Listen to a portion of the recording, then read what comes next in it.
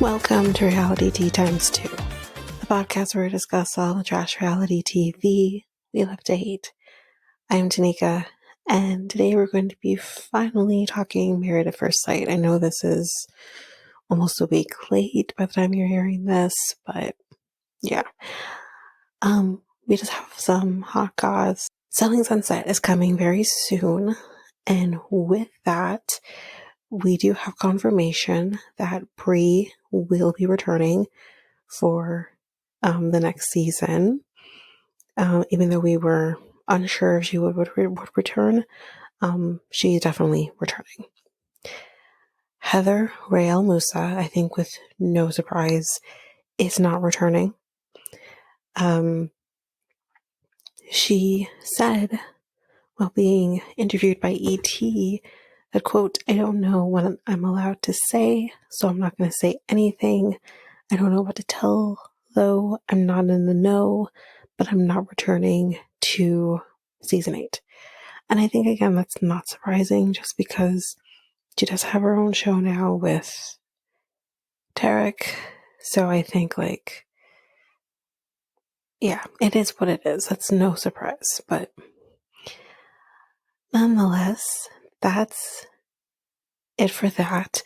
The next one we're going to talk about, we do have another Love is Blind baby on the way, and that is between Alexa and Brennan from season 3. Alexa actually had mentioned that they had been trying for almost a year and a half with no success. They had actually gone through fertility treatments and nothing seemed to work. She was really nervous that they weren't going to be able to have kids, but they did. And I do actually have a picture of her with her little baby bump, so I will post that to the socials. But she actually said that they actually had an appointment for in vitro, and that's when she discovered she was pregnant in November. So, no need. Another thing that I do have, so I will have another Love is Blind hot goss, and I'm going to save for another episode, just because it's a little more involved. So we'll hold on to that one. But I do have a Bachelor themed one here. Gary has talked about the status of his, well, now friendship with Leslie. And he said that, quote, "We were able to hug and say, okay, what has happened is in the past," and so forth. That's what Gary said. Gary didn't mention that him and Teresa did talk prior to the wedding on whether or not to invite Leslie. Teresa wanted to right off the bat, but I guess it was kind of, I don't know, on Gary, I guess. But he says they're fine, so it's great. Next, Love is Blind themed, Marshall from season 3, right? Is it season 3 or season 4? Season 4, because we're going to season 6, so season 4. So Marshall is season 4, is engaged to his girlfriend, Shay Barnes, who we did briefly see during After the Altar. So that's happened. He announced that he had dropped the question on December 12th with a touching Instagram post showing off Shay's glittering engagement ring. There are photos out there. I haven't seen them. With her showing off, with Shay's delighted expression during the proposal with the Seattle skyline in the background. So there are photos. I personally haven't seen them. But anyways, of course, the season 4 Love is Blind crew did come forth to congratulate Marshall. Bliss actually said, "So happy for you two, all of the blessings." And of course, Brett has made a comment saying, "Man, couldn't be happier for the two of you. Congrats and beautiful pics. Just make sure on the wedding day you got a good tailor." Hardy har har. If you don't remember, Brett had a suit that wasn't quite tailored to him.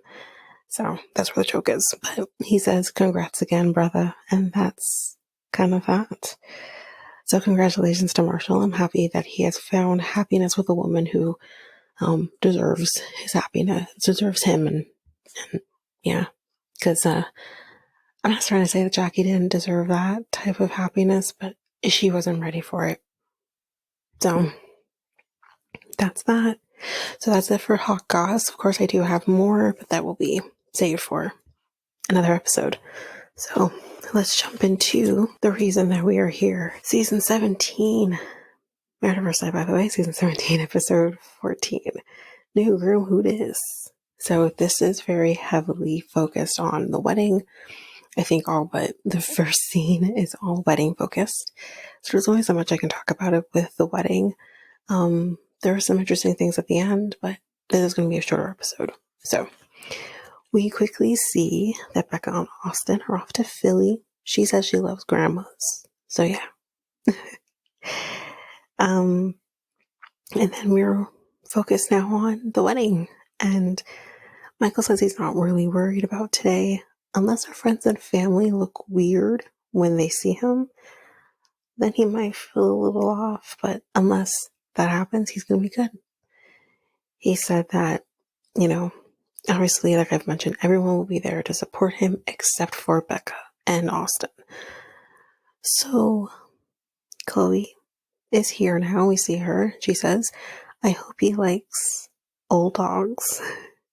He would like to travel the world with her, but also wants to experience those small things like going to the grocery store, whatever. Like he just wants to experience everything." And she says that her perfectionism, is that even a word? Has held her back from making decisions. So she's ready to let all that go. Apparently, there is a photo that she's taken while I think they were in Vegas of an empty chair for which her partner needs to fill. So, Michael, fill the chair. So, this time, Michael is going to go all out on what he's going to wear. He said he held back last time. He's not going to do that. So he's wearing this pink patterned suit. I actually think it looked really good on him. It looked really good because it was like this a little darker than blush. For those who didn't watch the episode, it was a little darker than blush, but it suited him. I liked it. He describes what he's wearing as loud. Then here comes Orion and Brennan. Our map's Brennan, because I did mention I was playing Brennan, so yeah. And Michael wants to know, what is it like after the ceremony? And I'm thinking, these are the two worst men to be asking this question to. Not to say that Austin is any better per se, but he's definitely light years ahead of these two. Orion is separated from Lauren, I can't remember her name now that she's off the show, but well, not frequently on the show. And Brennan doesn't try. Like, the worst men to ask this question to, but anyway, Orion is feeling kind of weird about seeing Laura today, obviously. So Chloe is wearing running shoes. She's actually wearing Converse shoes. I actually like the colors. It's kind of like, kind of think of it. I think the shoe color was very close to what Michael's suit was. Like, it was a little different, but it was kind of close. I'm trying to remember, but similar to that. It was actually kind of refreshing because I kind of had this feeling that she would be the kind of woman who would wear heels. So it was kind of refreshing to see that, nah, I'm rocking these Converse. Like, I kind of like that. So, And she looks actually really incredible in her dress, because I remember kind of saying in the previous episode where we saw her when dress shopping that I didn't like the dress on her. But clearly the dress needed to be tailored to her, because she looked incredible. Everything fit perfectly, hugged her in all the right ways. It was perfect. So, yeah. So, the one thing I do need to say here, I don't want to talk badly about how people look, but one of her bridesmaids, and I think you might know who I'm talking about as I describe, the dress that she was wearing, I think they were all the same dresses, but the dress she was wearing she looked good in it, honestly, except for the boob area. Her boobs were spilling all the way out of this dress. And I'm thinking to myself, okay, I'm all about putting the focus on the girls to some extent. But there needs to be this flattering way of doing it. And this was not flattering. I'm like, no. I feel like she's going to have a wardrobe malfunction at any point. It didn't look great. She was very supportive to Chloe when needed, but it just didn't look good. That's where I'm at. But it's gift time, and he gave her a gold necklace with a diamond. It's very simple, and she loved it. And she gave him cufflinks that he insists, even if they didn't match, he would be wearing them. So he puts them on.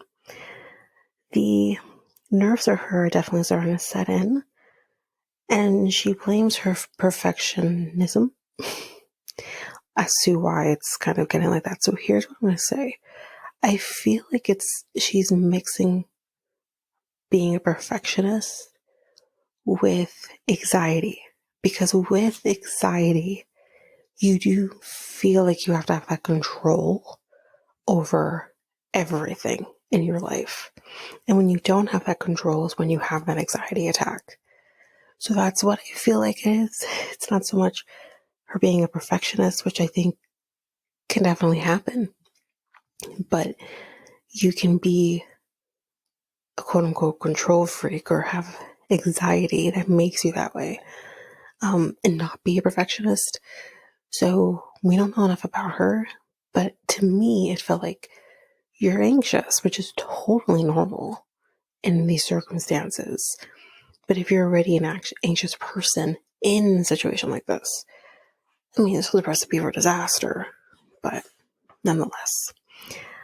Her mom will be walking her down the aisle. Her dad will unfortunately not be there because he does have some health issues that is, I guess, preventing him from being there. She does not elaborate. It's not her business. But her mom seems so supportive in this moment. Like, she seems all for this craziness. I mean, I guess if you feel like your daughter should be married and she's 39 years old, you're like, I'll take anything. So, but here we go. And, you know, he's going in, saying hi to everybody. Everyone seems to be really reacting to him really well. And then we see her coming. And as soon as she sees him, she says, hi. And it's just, you kind of know there's going to be at least the bare minimum. They like what they see. And so when she's there and they're kind of doing like those speeches in the beginning, her maid of honor basically says she's got it all. Now I might have gotten this wrong, but I wanted to capture the last part of it. Her maid of honor says that she has it all. The brains, the looks, and the boobies. And he says, well, I'm trying not to look. Let's just focus on the boobies. But anyway. For him, his friends and family want her to know that she might have some issues fitting her clothes in his closet because, well, Maggie is who he is. But he is also an animal lover, which they obviously connect on. They say their I do's, they exchange the rings, and they are now married. And you may kiss the bride, and he does get consent to kiss her, and she says yes. She basically says, like, short of hell yes, she's all about it. And they kiss. And she says she's attracted to her husband. And that's great. I think he is definitely attracted to her, so we're doing good. So they are on their own now, gonna get to know each other. And he tells her, you know, we do have other couples here to support. Well, he says, I think he says us, probably him. And then this is where he tells her about the runaway bride. This is the second attempt at it. He just wants her to know that she's not getting a broken man. And she handles this very well because she does say, like, everything is meant to be, or is everything's meant to happen the way it's supposed to happen. And she's being very supportive here. And she does admit, if she knew before, she might not have done this. So who knew? The experts got it right. So now we're with the group, and they're kind of just standing around, I guess, waiting to meet Chloe and talk to Michael. But Emily, for some weird reason, is kind of like, her name sounds fun. And then it says, their 5 feels vanilla. What? First of all, ma'am, at least they have a 5 that is vanilla. You have a 5 that is null and void. Like, I'm confused. I'm so confused. And this is the problem that I have with Emily that I found even from the beginning. Like, obviously I feel for her, for what she's dealing with. Brennan's an asshole, and she deserves better than this man. But Emily's a dummy. She comes off as dumb, and I don't think she is. But when she says things like this, I'm like, you sound stupid, and you're not. So don't dumb yourself down, or even so much in this case, talk about a couple who just met. They just met. What do you want them to do? You want them to pull off some Christian Grey and what's her face? What's her name? Shit. Anna. There we go. Anastasia. Whatever. Is that what you want them to pull? Some BDSM shit? Some S&M? Like, I'm confused. Like, I'm so confused by what she's trying to get at. Like, you look at me and my relationship, you think we're vanilla too. We're not. Not all the time. But, like, that was just a stupid comment, because I think any couple will present themselves as vanilla in front of other people. But when you're talking about a couple who has literally just met an hour ago, like, what do you expect? It was such a weird comment. And then, like, all of a sudden she's just like, hi, oh my god, you're a wine girl. I'm a wine girl too. Like, it was kind of fake. And I'm like, oh, okay. Anyway, Chloe's meeting them now. Laura tells her, you were supposed to be here. You just didn't know it yet, because she does say to them, like, I feel like, why did the experts pick me right off the bat? Like, what was it about Runaway Bride that, made them pick her over me? And that's why Laura says, or Lauren, I'm so sorry, but that's why she says, why feel like, basically just saying why I feel like that, she's the one that, she wants to validate her, but she says, you were meant to be here. You just didn't know you were meant to be here, but it was always meant to be this way. And that's it. But she does say that her nerves are now settled, and Michael does then meet his new mother-in-law, and she seems to really love him, so we're doing good. Then we see Laura and Orion talking. We're now in, like, the reception part of things, and she basically wants them to know that she doesn't have any lingering animosity towards him. Laura has realized that her reaction when it came to the divorce, and when she kind of, like, screamed and, like, ripped her ring off and whatever, she realizes now that it was kind of a trauma response from her past two relationships. She's like, I may not have childhood trauma, but I have relationship trauma, which I think that is the case. I think not for everybody, but for most people. I had a pretty good childhood myself, and anything that I've experienced that has maybe created the anxiety in me that I never had before came from relationship traumas, not my childhood. And sometimes it makes me feel like the experiences that I've had aren't as important maybe as others. So I'm happy she's doing the work and that she realizes that, trauma is trauma, no matter what the trauma is. And it can shape a person for sure.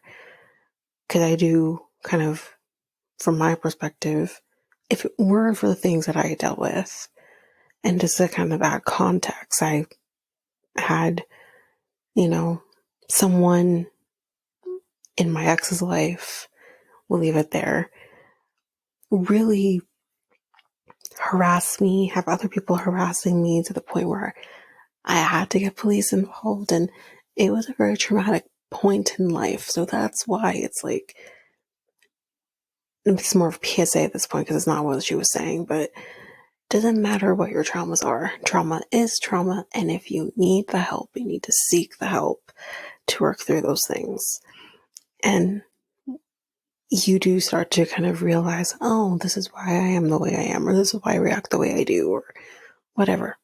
So good for her for going and doing the work that needed to be done. So he also says that maybe the reason he had issue with having like her raising her voice or having arguments is because he kind of stems it from, a man being raised by women and seeing these women be disrespected by other people or other men. And it maybe just shaped how he handles things in his relationships. So again, very insightful. And he does ask her, can I have a hug? And they do. So, yeah. Chloe does wonder why she, again, wasn't picked. She kind of brings this up again. But again, everything happens for a reason and everything happens the way it's supposed to, which, Laura told her that. She said that earlier, and I guess she's just trying to reassure herself. And Brennan tells Michael, your journey is your journey. Don't look at my journey. Please don't look at his journey. Don't look at Orion's journey. Again, please don't. Don't look at Cameron's. Don't do that. You can kind of but I think the biggest thing that Brendan's trying to say is don't look at everyone else's journeys and kind of tick off a list, It is your journey. There is no right or wrong. And just, yeah. So then Michael is cutting the cake and some of it actually falls on her dress. I think it was like fondant or something, and it falls on her dress. And she basically puts her hand up and says, lick it off. So he licks it off. So, and Claire's feeling super strange right now being in this venue without Cameron. So she actually does call him, but he doesn't answer. So she leaves a voicemail. Kind of saying oh, I miss you. Wish you were here and hope you're doing good. And you can call me back. Nothing urgent, but and then we see Michael talking with her peeps and Chloe is talking with his. And this is where this is where they ask if he wants to have kids. I think I got that wrong. If they ask if she wants kids. And she says, no, she does not want kids. She does say, though, that she would like to foster or maybe adopt because her thing is that there are a lot of buns that run other people's ovens. She just want to put one in hers when she can raise and take care of one from someone else's. So then her friends and family ask him, do you want children? And he says he doesn't have a personal desire to have kids of his own, but if she wanted to, then he would definitely be down to do that. And they're loving this because we're like, this is perfect. So, like, how do you feel about fostering or adopting? And he says 100% he would be down for that. These two are perfect. I do have to ask the question that she's been asking. Why didn't the experts pick her first? They're perfect for each other. But based on this alone, their vision align. Their visions align. Because again, like, children is a very tough topic. If one wanted to have their own, but the other one didn't, that would have been the end of it. But they're aligning on that, and it's great. I love it. So Emily feels awkward being at their wedding venue, and she's telling him this. Brennan does kind of say, well, I'm excited for their honeymoon. She's like, why?